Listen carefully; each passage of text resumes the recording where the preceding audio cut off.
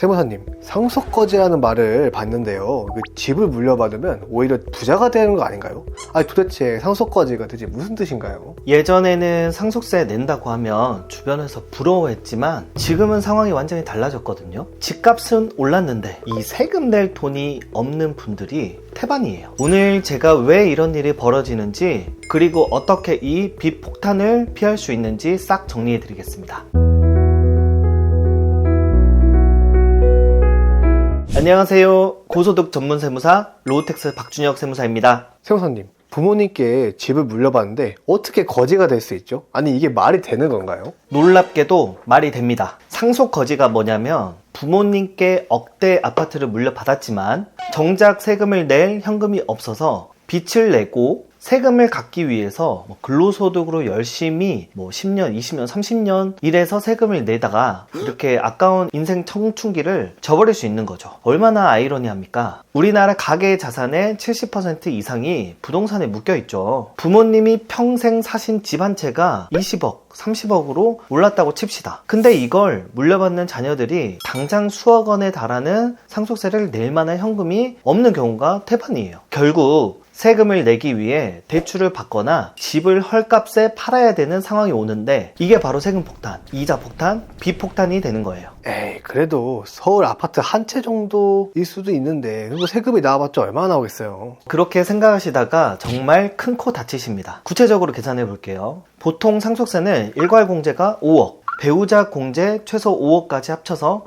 10억까지는 세금이 안 나와요. 하지만 지금 서울 아파트 평균 가격이 25년 12월 기준으로 15억을 넘었거든요. 이미 한 채만 있어도 과세 대상입니다. 만약에 아버지가 남긴 아파트가 15억짜리라면 공제 10억 빼도 세금만 약 9천만 원 정도 나오거든요. 여기에 취득세 약 3% 정도 붙으면 4,400 정도 되니까 더하면 거의 1억 3천 정도 현금이 필요합니다. 만약에 이게 20억이라면 상속세랑 취득세 합쳐서 대략 3억 정도로 올라가게 되거든요. 이건 누진세율 구조라서 세금이 확 밀게 됩니다. 물론 주택을 상속받아서 좋긴 한데 문제는 현금 낼 여력에 대해서 고민을 해야 된다는 거죠. PD님, 지금 당장 통장에서 1억 3천 꺼내실 수 있나요? 1억 3천이요? 아니 당장 그 큰 돈이 어디 있겠어요. 그 돈 없으면은 집을 바로 팔아야 되는 건가요 그러면? 팔아서 현금화한 다음에 세금을 내면 다행인데 혹시라도 남겨진 배우자가 계속 살아야 되거나 추억이 깃든 집이라서 팔기 싫은 경우도 있죠. 또 호재가 너무 잘 보여서 아주 조금만 기다려주면 오를 것 같은 그런 집들이 있습니다. 급하게 팔기 싫은 경우도 너무 많죠. 이때 어쩔 수 없이 선택하는 게 연부연합입니다. 집을 담보로 세금을 최대 10년 동안 나눠내는 거예요. 그런데 공짜가 아닙니다. 연 3.5%에 대한 이자를 내야 돼요. 매년 수천만 원씩 세금과 이자를 내야 하는데 일반 직장인 연봉으로는 감당이 안 됩니다. 그래서 내 집인데 국가에 월세 내는 것 같다고 해서 상속 좀비라는 말까지 나오는 겁니다. 죽지 않고 계속 세금만 내야 하니까요. 아, 상속 좀비. 듣고 보니까 그럴싸하네요. 근데 연부연납 말고는 다른 방법이 없는 건가요? 근본적으로 해결책이 있긴 합니다. 하지만 이 방법은 돌아가시기 전에 설계가 되어 있어야 합니다. 바로 보험금을 활용하는 건데요.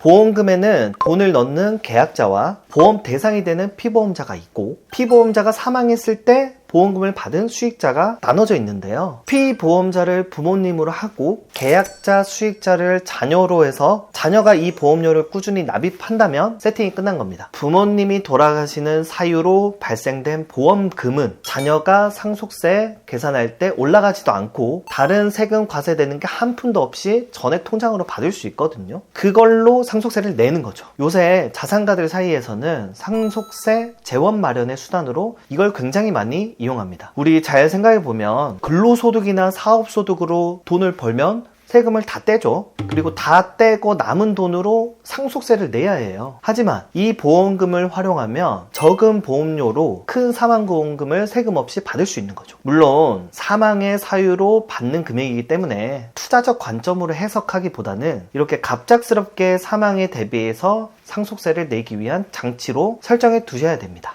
아, 이 공짜로 받은 보험금으로 상속세 내면 된다는 의미시네요. 근데 보험금 받으면 비과세라니까 이거 진짜 꿀팁이네요. 정확히 말하면 모든 경우가 다 비과세 되는 건 아니고요. 제가 설명드린 계약자와 수익자를 자녀로 설정을 하고 자녀가 보험료로 내는 경우에, 그리고 사고의 대상이 되는 피보험자를 부모님으로 했을 때만 비과세가 되는 겁니다. 쉽게 말해서 내가 낸 돈으로 내가 돈을 크게 받았다라고 보는 거예요. 주의하실 점은 계약과 보험료 납부를 부모님이 하고 부모님이 돌아가셔서 자식이 수익자로서 보험금을 타게 하는 컨셉은 상속세 계산할 때 상속재산으로 간주해서 상속세가 과세가 됩니다. 실제로 저희가 상속세 신고를 대행하다 보면 이런 경우가 너무 많아요. 이처럼 잘 설계된 보험은 약인데 이렇게 디테일을 고려 안 하고 막 설계된 보험은 오히려 독일 수 있습니다.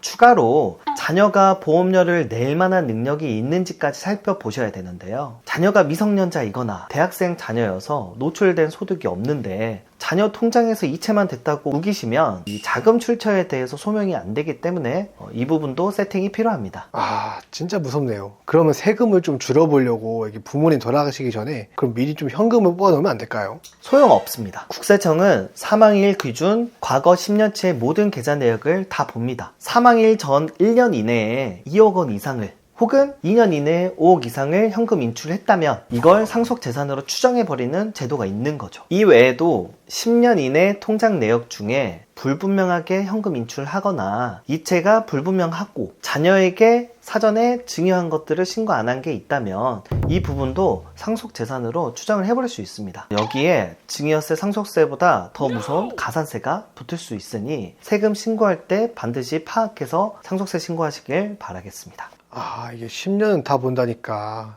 꼼수는 안 통하겠네요. 그럼 합법적으로 세금을 줄이는 방법이 없을까요? 우선 누가 받느냐에 따라서도 달라지는데요. 주택은 무주택자 자녀가 받는 게 절대적으로 유리합니다. 왜 그러냐면 첫 번째는 무주택자가 상속받으면 취득세 특례가 적용이 돼서 세율이 2.96%에서 0.96%로 뚝 떨어지거든요. 15억짜리 집이라면 앉은 자리에서 취득세만 3천만 원 정도 아끼는 거죠. 그리고 취득세뿐만이 아니라 상속세까지 아끼려면 동거주택 상속공제를 고려해 보셔야 합니다. 말 그대로 부모님과 한 집에서 오래 사신 분들께 드리는 혜택인데요. 주택 가격의 100%, 최대 6억까지 공제받을 수 있어서 효과가 정말 강력합니다. 하지만 혜택이 큰 만큼 요건이 꽤 까다롭습니다. 딱 3가지만 기억하시면 되는데요. 첫 번째, 10년의 법칙입니다. 상속 개시일로부터 소급해서 10년 이상 계속해서 부모님과 한 집에서 사셨어야 합니다. 여기서 주의할 점은 미성년자였던 기간은 제외된다는 거예요. 성인이 된 후에 동거 기간만 쳐줍니다. 둘째,